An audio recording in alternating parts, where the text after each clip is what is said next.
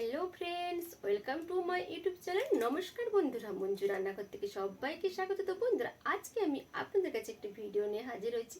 তো আপনারা বাজার থেকে অনেকে মেলা থেকে এই দো পেঁয়াজি কিনে খান। সেই দো পেঁয়াজি যদি বাড়িতে বানিয়ে খেতে পারেন কতটা সুবিধা হয়। তো বন্ধুরা, আমার পুরো ভিডিওটি দেখবেন, মাঝখানে স্কিপ করবেন না। আমার পুরো ভিডিওটি দেখার জন্য আপনাদের কাছে অনুরোধ রইল। তো আমার চ্যানেলে নতুন শ্রোতা হলে চ্যানেলটি সাবস্ক্রাইব করার অনুরোধ রইল। লাইক, কমেন্ট, শেয়ার করতে বন্ধুরা ভুলবেন না। আপনাদের একটি লাইক, একটি সাবস্ক্রাইব আমার কাছে অনেক অনেক মূল্যবান। তো বন্ধুরা, আর বেশি কথা না বাড়িয়ে এবার ভিডিওটি শুরু করা যাক। চলুন বন্ধুরা, দেখা যাক। বন্ধুরা, দো পেঁয়াজের জন্য আমি 4টে বড় বড় সাইজের পেঁয়াজ কুচিয়ে নিয়েছি। এবার আমি এর সঙ্গে অ্যাড করব কুচিয়ে রাখা কাঁচা লঙ্কা। ঝালটা আপনাদের স্বাদ অনুযায়ী বাড়িয়ে দেবেন বা কমিয়েও দেবেন, জিনিসের পরিমাণ হিসাবে। এবার দিয়ে দেব ওর সঙ্গে স্বাদ অনুযায়ী লবণ। আমি দিয়ে দিলাম পরিমাণ মতো লবণ, আর দিয়ে দিচ্ছি 1 চামচ হলুদ। এরপর দিয়ে দেব বেসন। আমি এই বাটির 1 বাটি বেসন আগে দিয়ে দিলাম। এরপর দেব খাবার সোডা। খাবার সোডা আমি দিয়ে দিচ্ছি 4 ভাগের 1 ভাগ খাবার সোডা।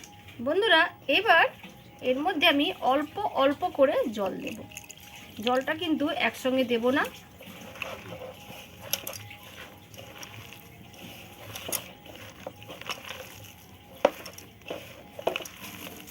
বন্ধুরা, দেখতেই পাচ্ছেন পেঁয়াজটা বেশি হয়ে গেছে, বেসনটা কম হয়ে গেছে। দিয়ে দিলাম আরও আমি হাফ বাটি বেসন, আর একটু জল দেব।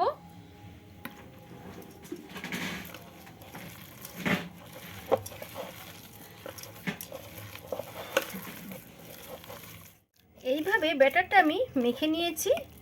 দেখুন বন্ধুরা, এই দলা দলা ভাবটা কিন্তু এই রকম হবে। এই দো পেঁয়াজের যে দলকাটা, যে প্রথম যে বড় করে পেঁয়াজটা যে দলা করব, এইভাবে ব্যাটারটা কিন্তু শক্ত শক্ত রাখতে হবে। এবার ভেজে নেওয়ার সময় দেখাবো আমি কিভাবে ভেজে নিই। তো বন্ধুরা, এই যে দলা দলা ভাবটা যখন আপনারা হাতে নিয়ে দেখবেন যে হচ্ছে না, তখন ভাববেন যে ব্যাটারটা কিন্তু পাতলা হয়ে গেছে। তখন অল্প অল্প করে বেসন অ্যাড করতে থাকবেন, কারণ যদি পাতলা হয় তখন কিন্তু দলকা ভাব এই যে গড়লাটা কিন্তু হবে না। এইভাবে করে শক্ত শক্ত করে মেখে নিতে হবে। চলে যাচ্ছে পরের স্টেপে। কড়াই বসিয়ে দিচ্ছি, তেল গরম হয়ে গেছে। দেখুন এইভাবে গোল গোল আমি বানিয়ে নিয়েছি। এবার আমি এর মধ্যে ছেড়ে দেব। গোল গোলটা ঠিক দেখুন এইভাবে কিন্তু শক্ত শক্ত করে মেখে নিতে হবে। ও পিঠটা হয়ে গেছে, আরেক পিঠ আমি উল্টে দিলাম। এটা হয়ে গেছে, এটাকে আমি এইভাবে উঠিয়ে নিলাম। এটা আমি ঠান্ডা করতে দেব। দিয়ে দেখুন এইভাবে আরও আমি 2-3টে দেখাচ্ছি। বন্ধুরা, যখন দেখবেন যে এইভাবে গোল গোলটা হচ্ছে না, তখনই কিন্তু বুঝবেন যে ময়দা বেসন কম হয়েছে, বা পেঁয়াজ হয়তো কম হলে বেসন যদি বেশি হয়ে যায় তখনও কিন্তু হাতের মধ্যে জুড়ি জুড়ি যাবে। সেগুলো কিন্তু মাথায় রাখতে হবে। পেঁয়াজ আর বেসনের পরিমাণটা কিন্তু ঠিকভাবে রাখতে হবে। দেখুন বন্ধুরা, এই পিঠটা হয়ে গেছে। এইভাবে আমি উল্টে দিলাম।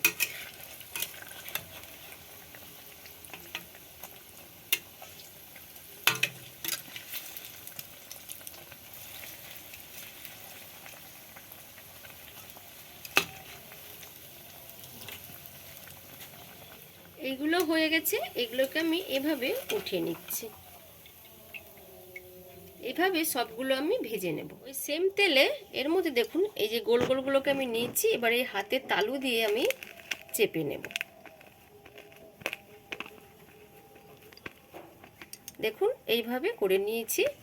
এবার এইভাবে উল্টে নেব, দিয়ে এইভাবে ছেড়ে দেব। আরও একটা আমি দেখাচ্ছি।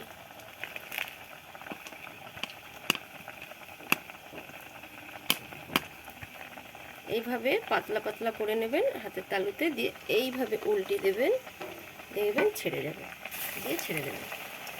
এই তো হয়ে গেল দো পেঁয়াজি। ওই পিঠটা হয়ে গেছে। দেখুন পেঁয়াজিগুলো ভেসে উঠে গেছে। এভাবে আমি ঘুরিয়ে দিলাম। দেখুন বন্ধুরা বেশ লাল লাল হয়ে গেছে, ব্রাউন কালার। এবার আমি এগুলোকে উঠিয়ে নিচ্ছি।